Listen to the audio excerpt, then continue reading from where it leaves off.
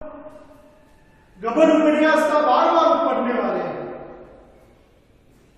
और चूंकि जैसे कि हमने पढ़ने की एक शैली बनाई है कि हम कहानी का रिवीजन करेंगे, उसके अकॉर्डिंग हम देखते हैं कि गबन उपन्यास को 52 भागों में विभाजित है और हम 11 पढ़ चुके हैं। आज हम बार बार पढ़ेंगे। दीनदयाल का परिवार आपने देखा, जिसमें मानती और जाल्फा है, और जाल्फा की अभिलाषा चंद्रहार आपने देखी, जो विवाह के समय पूरी होने वाली है। जाल्फा का विवाह तय किया जाता है दयानाथ के बड़े लड़के रमानाथ। रमानाथ जी विवाह के समय फिजूल खर्ची में पैसे उड़ा देते हैं। इसके लिए दयानाथ विवाह के समय चंद्रहार नहीं दे पाते। इसी चंद्रहार के न देने के कारण जाल्फा की माता के रूखे व्यवहार, उनके द्वारा चंद्रहार अपनी इकलौती पुत्री को न दे पाने के कारण जाल्फा कसम खाती है कि जब तक चंद्रहार नहीं मिलेगा वो गहनों को धारण नहीं करेगी। और इधर रमानाथ अपने परिवार की उधारी, जो रमानाथ के कारण ही हुई है, उस उधारी को चुकाने के लिए अपनी पत्नी के गहनों की चोरी कर लेता है। यहां पर हमें ध्यान रखना है कि रमानाथ अपनी पत्नी से असीम प्रेम रखता है, उससे काफी बातें करता है, लेकिन कभी कभार झूठी बातें भी करता है। वो दिखावा पसंद है।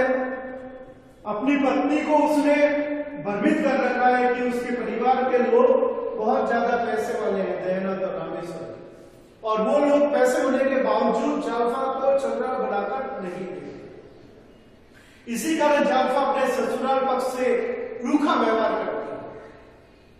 कुल मिलाकर रमानाथ गलत मार्ग अपनाकर षड्यंत्र का निर्माण करके उधारी चुकाने के लिए गहनों की चोरी कर लेता है। गहनों की चोरी हो जाने पर चंद्रहार न मिलने के कारण जाल्फा दुखी हो जाती है और अपनी पत्नी का दुख दूर करने के लिए, परिवार की स्थिति वातावरण अच्छा करने के लिए रमानाथ नौकरी की तलाश करता है, जो उसके मित्र रमेश बाबू द्वारा प्रयाग की म्युनिसिपल पार्टी में नौकरी की तलाश, नौकरी लगा देने पर पूरी होती है। 30 रुपए वेतन है, किंतु रमानाथ 30 रुपए वेतन ऊपर की कमाई करने के उपरांत भी पैसों की बचत नहीं करता।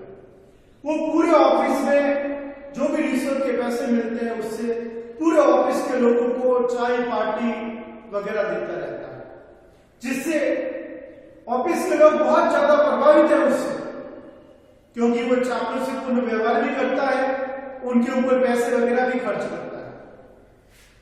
ऑफिस के लोगों ने रमानाथ से बहुत अच्छे संबंध बना लिए हैं और रमानाथ ने सबका हृदय जीत लिया है, किंतु वेतन, रिश्वत सब कुछ होने पर भी रमानाथ की पुरानी आदत फिजूल खर्ची की नहीं बदलती है। वो अभी भी जाल्फा के गहने नहीं बनवा पाता है।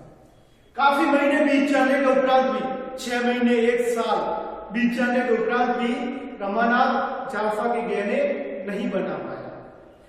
जो जाल्फा अपने पति की नौकरी लगने में बहुत प्रसन्न हुई थी कि धीरे धीरे वो बचत करेगी, पति वेतन में या ऊपरी कमाई से बचाकर उसके गहने बनाएगा, वो सब इच्छाएं, वो सब अभिलाषाएं, वो सब उम्मीदें रमानाथ की फिजूल खर्ची, उसके दिखावे, आडंबर के कारण टूट जाती है। जाल्फा वापस से अंदर ही अंदर मानसिक रोग, विकृति, कुंठा का शिकार हो जाती है और आखिर में हार कर वो अपनी कुंठा बताना चाहती है, उसको बाहर अपनी भड़ास को निकालना चाहती है, लेकिन किससे निकाले? क्योंकि दीनदयाल और मानवी जो उसके माता पिता हैं, उन्हें तो वो पहले ही मना कर चुकी है चंद्रहार लेने से, उनसे वो संबंध ज्यादा रखना नहीं चाहती। इसके लिए वो अपने मन की व्यथा को एक पत्र में लिखती है, जो उसकी सहेलियों को है। सहेलियों के नाम जरूर याद रखने हमें, राधा, बसंती और सहजादी। इन सहेलियों को वो पत्र लिखना चाहती है, पत्र लिखती भी है, जिसका निचोड़ ये कहता है कि रमानाथ ने उससे बहुत बड़े बड़े वादे किए थे और शादी के 2-3 वर्षों के उपरांत भी एक भी वादा नहीं निभाया। यहां तक कि नौकरी लगने के उपरांत भी उसने एक भी रुपया जाल्फा के ऊपर खर्च नहीं किया, जाल्फा के लिए गहने नहीं बनाए। जाल्फा आप इसे डाकघर में पोस्ट कर दें। रमानाथ का चरित्र हमने देखा था नकारात्मक चीजों से भरा पड़ा था।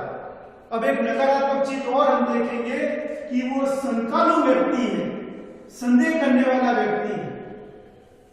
और इसी कारण जब जाफा वो पत्र रमानाथ को देती है तो रमानाथ उस पत्र को चुपके से पढ़ता है, और जब उस पत्र को पढ़ता है तो रमानाथ को अपने ऊपर शर्म आती है, गलानी अनुभव होती है, और उसी का प्रायश्चित वो जाफा से जाके करता है। जाफा जब उसकी बातें सुनती है तो वो खुद भी शर्मिंदा होती है कि अपने पति की, अपने परिवार की, अपने दुख और सुख की बातें वो पराये लोगों को क्यों बता रहे हैं। दोनों एक दूसरे पर शर्मिंदा होते हैं और दोनों के गिले शिकवे आंसुओं के दौर में दूर हो जाते हैं। दोनों एक दूसरे को अच्छा व्यवहार करने का वचन देते हैं। रमानाथ जाफा को वचन देता है कि मैं अति शीघ्र आपके गहने बना दूंगा। अब आगे अगली क्लास में हम ये देखेंगे कि रमानाथ को जो प्रायश्चित ग्लानि शर्मिंदगी हुई है उसके कारण क्या वो जाफा के गहने बना देगा या वापस से वही बातें होने लग जाएगी, फिजूल खर्ची, दिखावा, सब पैसे खर्च कर देना, 1 रुपए की बचत नहीं करना। यहाँ पर अभी तक रमानाथ का कैरेक्टर बहुत ज्यादा उभरा हुआ है। हमने देखा कि रमानाथ एक परिवार का सदस्य है, कैसे उसका विवाह जाफा से हुआ, कैसे उसने नकारात्मक मार्ग पर चल के चोरी की, कैसे अपनी पत्नी के प्रेम की खातिर, अपनी पत्नी की खातिर उसने नौकरी की, नौकरी करने के बाद भी वो नहीं सुधरा है, रिश्वत और फिजूल खर्च करता है। और इधर जाफा अभी भी अपने पति पर बहुत ज्यादा विश्वास रखती है। अगली क्लास में मिलते हैं हम, जिसमें हम पढ़ेंगे गबन उपन्यास का 13वां अंक। तब तक के लिए धन्यवाद।